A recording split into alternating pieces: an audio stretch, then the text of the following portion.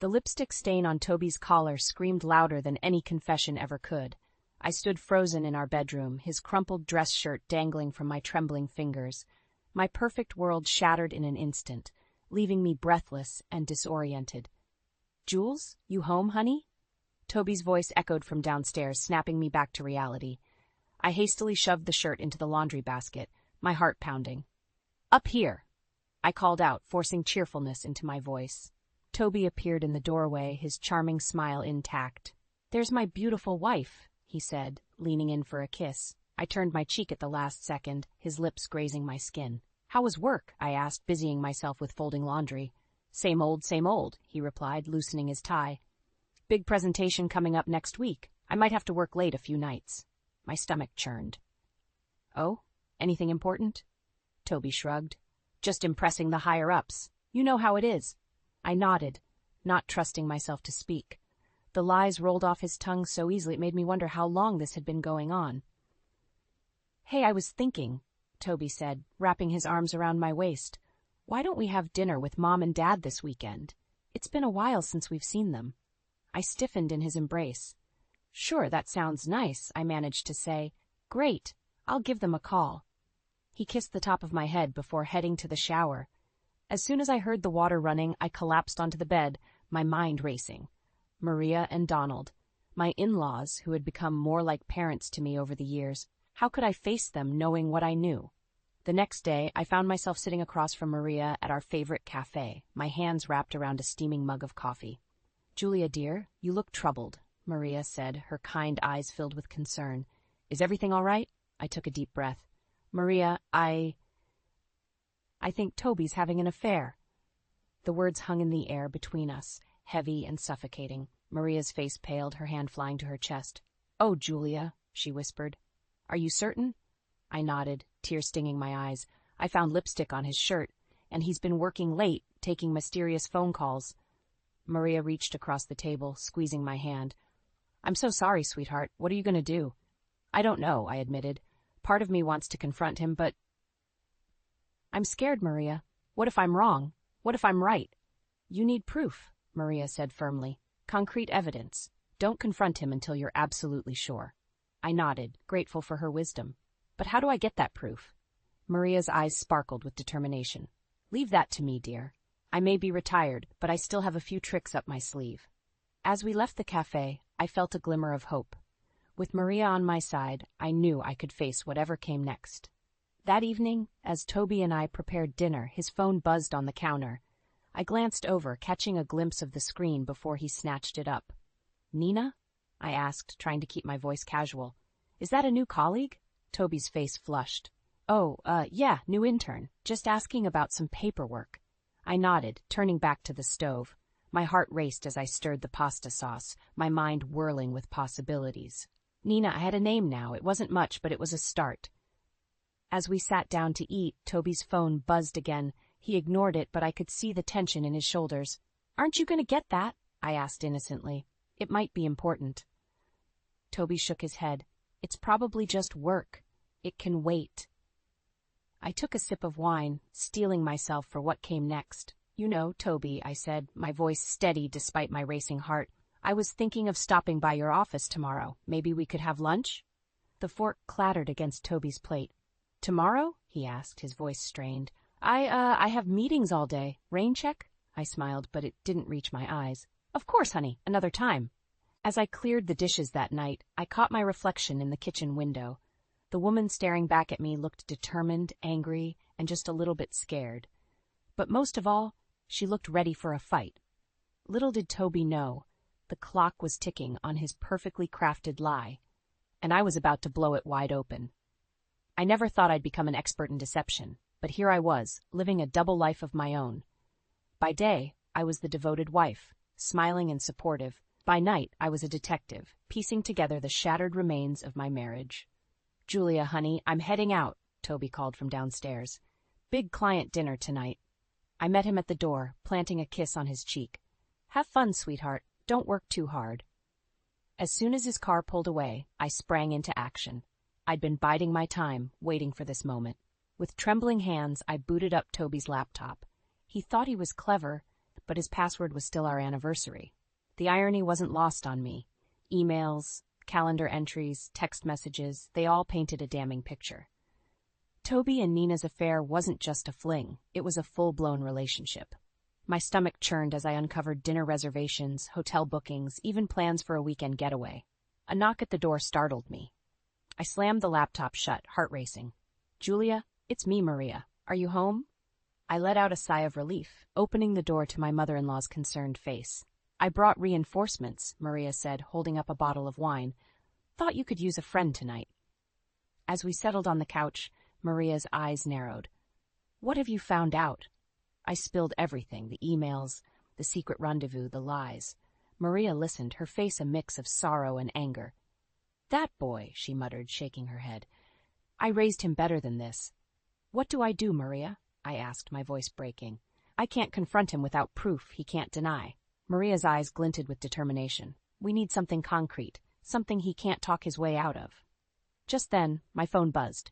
It was a text from an unknown number. "You deserve to know the truth. Meet me at Riverside Park tomorrow at noon. N." I showed Maria the message, my hands shaking. "It has to be Nina," I whispered. Maria squeezed my hand. "Be careful, Julia. This could be a trap." The next day, I found myself pacing nervously by the park fountain. A young woman approached, her eyes darting around nervously. "Julia?" she asked. At my nod, she continued, "I'm Nina. I think we need to talk." We sat on a nearby bench, an uncomfortable silence stretching between us. "Why are you doing this?" I finally asked. Nina's eyes filled with tears. "Because I can't live with the guilt anymore. Toby, he told me you were separated, that your marriage was over. By the time I found out the truth, I was in too deep." She handed me a manila envelope. "Here's everything. Texts, photos, hotel receipts. I'm so sorry, Julia. I never meant to hurt anyone." As Nina walked away, I sat there, the weight of the envelope heavy in my hands. Part of me wanted to tear it open right there, but I couldn't bring myself to do it. That evening, I sat at the dining table, the envelope before me, when Toby walked in. "Hey, beautiful," he said, leaning in for a kiss. "How was your day?" I looked up at him, searching his face for any sign of remorse, any flicker of the man I thought I'd married. There was nothing. "It was enlightening," I replied, my voice steady. "How about yours?" Toby launched into a story about his day, lies flowing effortlessly. As he talked, I made a decision. I wouldn't confront him. Not yet. I needed time to process, to plan my next move. "Actually, Toby," I interrupted, "I was thinking of visiting my sister this weekend. And would you mind if I took a few days?" He looked relieved. "Of course not, honey. You deserve a break." As I packed my bag that night, my resolve strengthened. I'd use this time away to strategize, to prepare for the confrontation to come. Toby had no idea what was coming, but I did. And I was ready to fight for the truth, for justice, and for myself. Little did I know, the storm brewing on the horizon was about to change everything. The drive to Maria and Donald's house felt like the longest journey of my life. The manila envelope sat on the passenger seat, a ticking time bomb of truth. My hands gripped the steering wheel so tightly my knuckles turned white. As I pulled into their driveway, I saw Maria's concerned face peering out the window. She rushed out to meet me, enveloping me in a warm hug. "Oh, Julia," she murmured. "You look exhausted, dear. Come inside." Donald greeted me with a jovial smile, but his eyes held a hint of worry. "There's my favorite daughter-in-law. What brings you by on this fine day?" I took a deep breath, clutching the envelope to my chest. I have something I need to show you both." We settled in their cozy living room, the air thick with tension. With trembling hands, I opened the envelope and spread its contents on the coffee table. Maria gasped, her hand flying to her mouth. Donald's face darkened as he picked up a photo of Toby and Nina locked in an embrace. "I can't believe it," Donald whispered, his voice breaking. "Our boy, how could he do this?" Maria's eyes flashed with anger. "I'll tell you how. He's selfish, just like his father used to be." Donald's head snapped up. "What's that supposed to mean?" "Oh, don't act innocent, Donald," Maria retorted. "Remember Sandra from your office, 20 years ago?" I sat there, stunned, as years of buried resentment erupted between them. It was as if Toby's betrayal had ripped open old wounds, exposing the fragility of their own relationship. "Stop it," I shouted, surprising even myself. "This isn't about you. It's about Toby, and what we're going to do about it." The room fell silent. Maria and Donald looked at me, then at each other, shame coloring their faces. "You're right, Julia," Maria said softly. "I'm sorry. We're here for you, sweetheart. What do you need from us?" I took a deep breath. "I need your support. When I confront Toby, I can't do it alone. Will you stand with me?" Donald reached out, squeezing my hand. "Of course we will. Your family, Julia. No matter what happens with Toby, that won't change."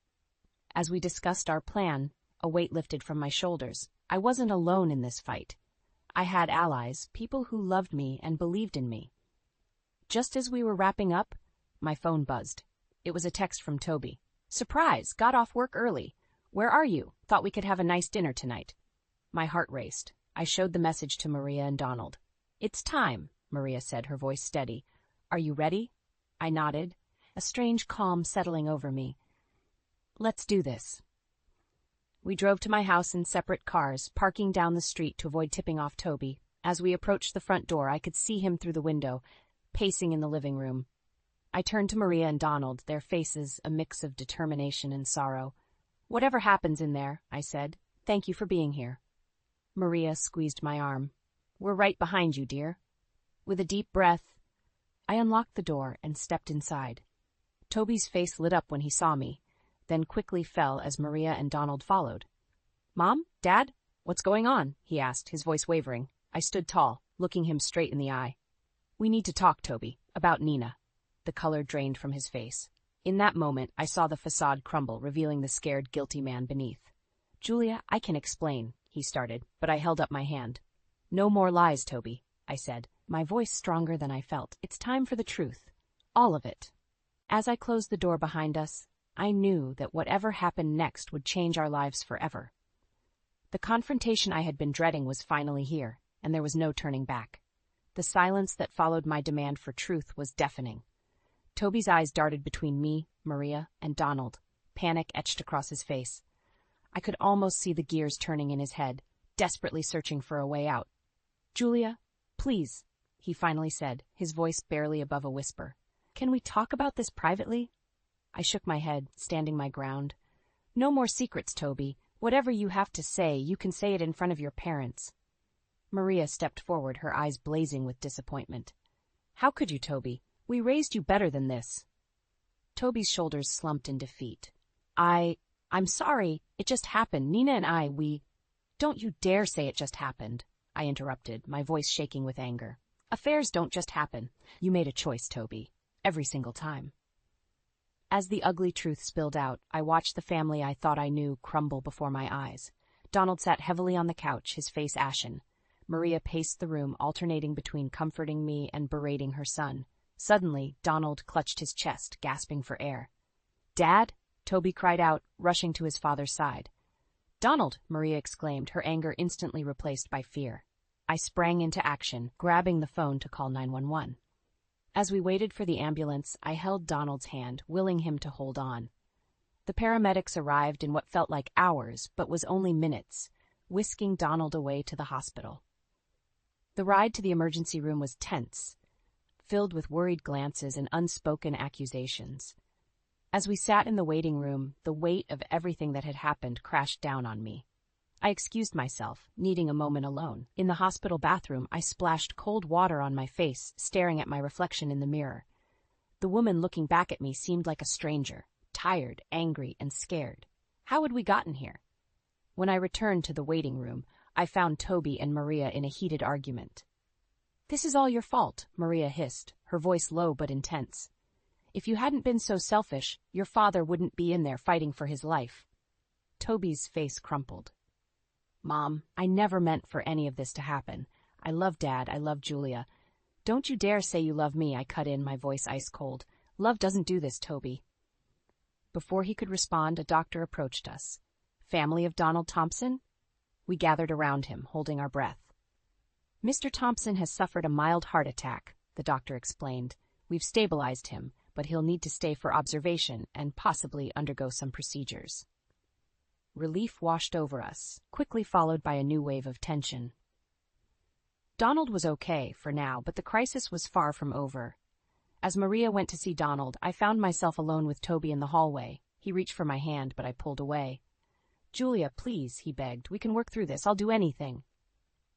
I looked at him, really looked at him, and felt nothing but a hollow ache where love used to be. I don't think we can, Toby. Some things can't be fixed. Just then my phone buzzed. It was a text from Nina. I heard what happened. I'm so sorry. There's more you need to know. Can we meet? I stared at the message, my mind reeling. What more could there possibly be? Toby peered over my shoulder, his face paling as he saw the text. Julia, don't. I cut him off, a strange calm settling over me. I think it's time I heard Nina's side of the story, don't you? As I walked away, leaving Toby standing alone in the sterile hospital hallway, I knew I was at a crossroads. Whatever Nina had to tell me could change everything.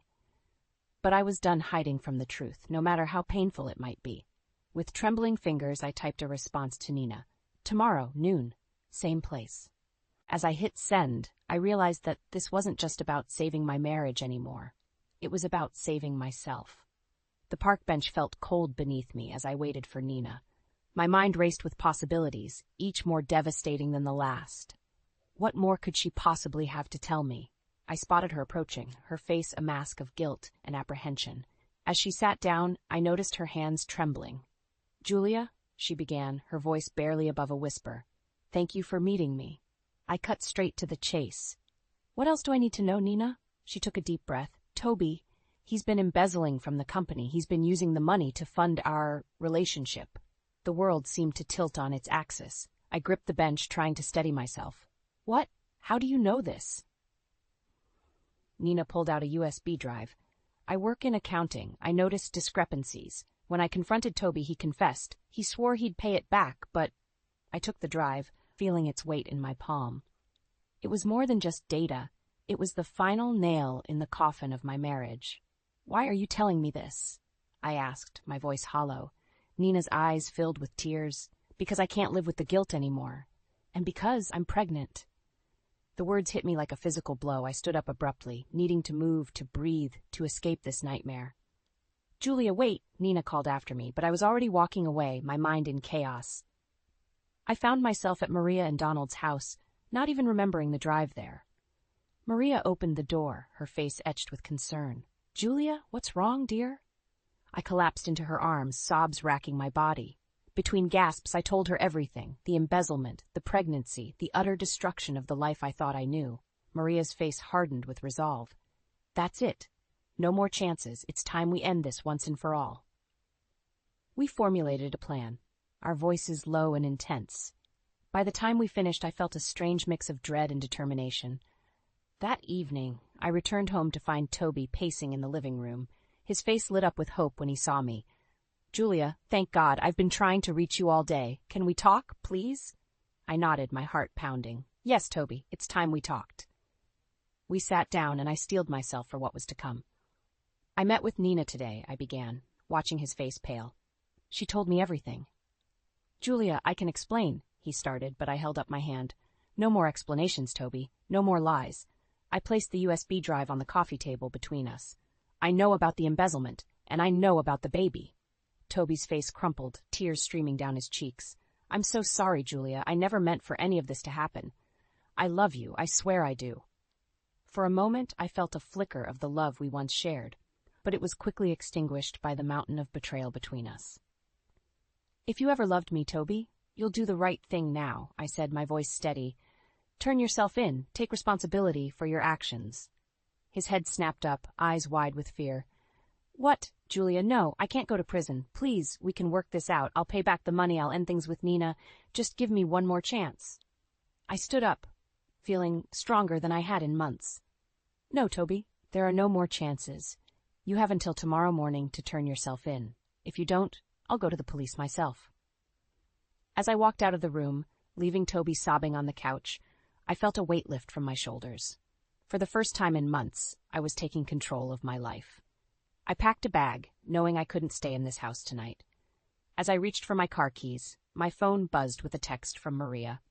Whatever happens, we're here for you. Stay strong. With a deep breath, I stepped out into the night, ready to face whatever tomorrow would bring. The old Julia might have been broken by this, but not anymore. I was stronger now, and I was ready to fight for the life I deserved. The morning sun barely peeked through the curtains when my phone buzzed. It was a text from Maria. "He's gone. Toby's car isn't here. What do we do now?" My heart raced as I dialed the police, my voice surprisingly steady as I reported Toby's embezzlement and disappearance. The next few hours passed in a blur of statements and questions, the living room transforming into an impromptu investigation hub. As I watched the officers leave, promising to keep me updated, a strange calm settled over me. I turned to Maria and Donald, who had arrived to support me through this ordeal. "I can't stay here," I said, my decision crystallizing as I spoke. "I need space. Time to figure out who I am without Toby." Maria nodded, understanding in her eyes. "You're always welcome with us, dear." But I shook my head. "Thank you, but I think I need to do this on my own." Donald, still pale from his recent health scare, reached out and squeezed my hand. "You're stronger than you know, Julia. We're here if you need us." As I packed my bags, my phone rang. It was Nina. I hesitated before answering. "Julia, I'm so sorry," she sobbed. "Toby came to see me last night. He was frantic, talking about running away together. When I refused, he threatened me. I'm scared, Julia." My blood ran cold. "Nina, listen to me. Go to the police. Tell them everything, and thank you for telling me the truth." After hanging up, I sat on the edge of the bed, our bed, overwhelmed by the weight of everything that had happened. In just a few days, my entire world had shattered. But as I looked around the room, at the life Toby and I had built together, I realized it had been built on lies. With renewed determination, I finished packing and headed downstairs. Maria and Donald were waiting, concern etched on their faces. "Nina called," I explained. "Toby threatened her when she refused to run away with him. I told her to go to the police." Maria's face hardened. "That boy, I don't even recognize him anymore." As we stood there, grappling with the new reality of our family, my phone buzzed again. This time it was Toby. "Julia, please." His voice was desperate. "I can explain everything. Meet me at our spot in the park. One last time." I looked at Maria and Donald, torn between fear and a desperate need for closure. "I have to go," I said. "I need to end this once and for all." They protested, but I was resolute. "I'll be careful, I promise, and I'll keep my phone on." The park was eerily quiet as I approached our old meeting spot, a secluded bench near the pond. Toby was already there, his usual polished appearance replaced by disheveled clothes and wild eyes. "Julia," he breathed, reaching for me. I stepped back, maintaining distance. "Why, Toby?" I asked, my voice barely above a whisper. "Why did you do it?" He ran his hands through his hair, agitated. "I never meant for it to go this far. The money, it started small, just to impress Nina. But then I couldn't stop. And now—" He looked at me, desperation in his eyes. "Come with me, Julia. We can start over, somewhere new. I still love you." For a moment, I saw a flicker of the man I had fallen in love with, but it was quickly overshadowed by the mountain of lies and betrayal between us. "No, Toby," I said, my voice gaining strength. "It's over. Turn yourself in. It's the only way to make this right." His face contorted with anger. "You don't understand. I can't go to prison." "I won't." Before I could react, he lunged forward, grabbing my arm. I stumbled, my foot catching on a tree root, and suddenly I was falling, tumbling down the embankment towards the pond. As I hit the cold water, struggling to stay afloat, I heard Toby's panicked voice calling my name. But it was drowned out by the rushing in my ears and the terrifying realization that I was fighting for my life in more ways than one. The cold water shocked my system as I struggled to keep my head above the surface. Panic threatened to overwhelm me, but a surge of survival instinct kicked in. I heard splashing behind me. Toby had jumped in. "Julia!" he yelled, his voice tinged with desperation. "I'm sorry. I didn't mean." I ignored him, focusing on swimming towards the shore. My clothes weighed me down, but adrenaline propelled me forward. As I reached the muddy bank, I felt Toby's hand on my arm. "Don't touch me!" I snarled, yanking my arm away. I stumbled up the embankment, soaked and shivering. Toby followed, his face a mask of anguish. "Julia, please. I never meant for any of this to happen." Before I could respond, I heard sirens in the distance. Relief flooded through me as I saw Maria's car pull up, followed closely by a police cruiser. "Julia!" Maria cried, rushing towards me. "Are you all right? What happened?" As the police officers approached, I saw the fight leave Toby's eyes. He slumped to the ground, defeated. "I'm ready," he said quietly. "I'll turn myself in." The next few hours passed in a blur of statements and medical checkups. By the time I was cleared to leave the hospital, the sun was setting. Maria insisted I stay with her and Donald, and I was too exhausted to argue. As we drove home, Maria filled me in on what had happened. Nina went to the police, she explained. She told them everything. The affair, the embezzlement, all of it. When we couldn't reach you, we feared the worst. I nodded, still processing everything. What happens now? Maria sighed. Toby's been arrested. The company is pressing charges for the embezzlement. And there's more. I braced myself. What is it? The police found evidence that Toby had been planning to leave the country, Maria said, her voice heavy with disappointment. He had fake passports, a large sum of cash. He was going to abandon everything, Julia, including you. The weight of this final betrayal hit me like a physical blow. I had known our marriage was over, but this was the nail in the coffin. The next morning I woke with a newfound determination. I knew what I had to do. I'm going to Toby's office, I announced over breakfast. Donald looked up from his newspaper, concern etched on his face. Are you sure that's wise, Julia? He asked gently. I nodded. I need to do this, for myself. As I walked into the imposing office building, I felt a mix of emotions, anger, sadness, but most of all, resolve. I had spent years supporting Toby's career, standing in his shadow. It was time to step into the light. I marched straight to the CEO's office, ignoring the startled looks from Toby's former colleagues. His secretary tried to stop me, but I brushed past her. Mrs. Thompson? The CEO, Mr. Hartley, looked up in surprise. I wasn't expecting... I know about everything, I interrupted, my voice steady. The affair, the embezzlement, all of it. And I have proof. I placed the USB drive on his desk. Mr. Hartley's eyes widened as he realized what it contained. Mrs. Thompson, I assure you, we had no idea. I'm not here for explanations, I cut him off. I'm here to make things right. For the next hour, I laid out everything I knew, not just about Toby's crimes, but about the company's lax oversight that had allowed it to happen. By the time I finished, Mr. Hartley looked shell-shocked. What do you want? He asked finally. I took a deep breath. This was it, the moment that would define my future. I want a job, I said firmly. Not as Toby's wife, but as someone who knows this company inside and out, someone who can help prevent this from ever happening again. Mr. Hartley studied me for a long moment, then nodded slowly. I think we can arrange that, Mrs. Thompson. As I left the office, my head held high, I felt a weight lift from my shoulders. For the first time in months, I felt hope for the future. A future I would shape on my own terms. Little did I know the biggest challenge was yet to come. But this time, I was ready to face it head-on, 1 year. That's how long it had been since my world imploded. As I stood in front of the mirror, adjusting my blazer, I barely recognized the woman staring back at me. Gone was the meek, supportive wife. In her stood a confident, self-assured professional. My phone buzzed. A text from Maria. Good luck today, dear. We're so proud of you. I smiled, grateful for the unwavering support of my former in-laws. Despite everything, they had stood by me, choosing integrity over blood ties. As I walked into the courthouse, my heels clicking against the marble floor, I felt a mix of emotions. Today was Toby's sentencing, the final chapter in our tumultuous story. I spotted Nina in the crowd, her belly swollen with pregnancy. Our eyes met, and she nodded slightly. We weren't friends, but we had reached an understanding. We were both victims of Toby's deception, and in a strange way it had bonded us. The courtroom fell silent as Toby was led in. He looked haggard, a shadow of the charismatic man I had married. As he passed, he caught my eye, his gaze pleading. I held his stare, unflinching. The judge's voice boomed through the courtroom. Toby Thompson, you have been found guilty of embezzlement and fraud.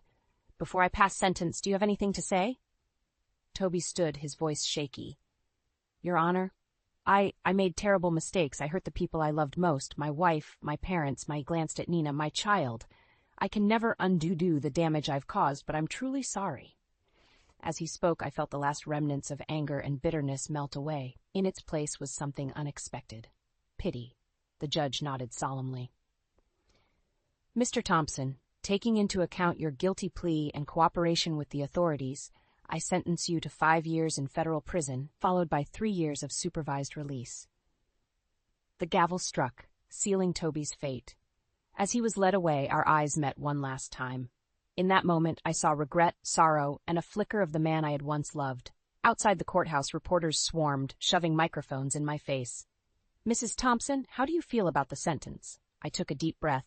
"It's Miss Carter now," I corrected gently, "and I feel relieved. It's time to close this chapter and move forward." As the crowd dispersed, I felt a hand on my shoulder. It was Mr. Hartley, my new boss. "Julia," he said warmly, "I just wanted to say how impressed we've been with your work. The new compliance protocols you've implemented are revolutionary. The board has decided to promote you to Chief Compliance Officer." I stood there, stunned. "Thank you, sir. I don't know what to say." He smiled. "Say you'll accept, of course. We need more people like you, Julia. People with integrity and strength." As I drove home, my mind was whirling. So much had changed in a year. I had lost a husband but gained a career, self-respect, and a newfound strength I never knew I possessed. Maria and Donald were waiting at my apartment, champagne in hand. "To new beginnings," Donald toasted, his eyes twinkling. As we clinked glasses, I felt a surge of gratitude. These two had become more than in-laws. They were family in the truest sense. Later that night, as I stood on my balcony watching the city lights, I reflected on the journey that had brought me here. The pain, the betrayal, the fear, it had all led to this moment. I thought of the frightened, betrayed woman I had been a year ago.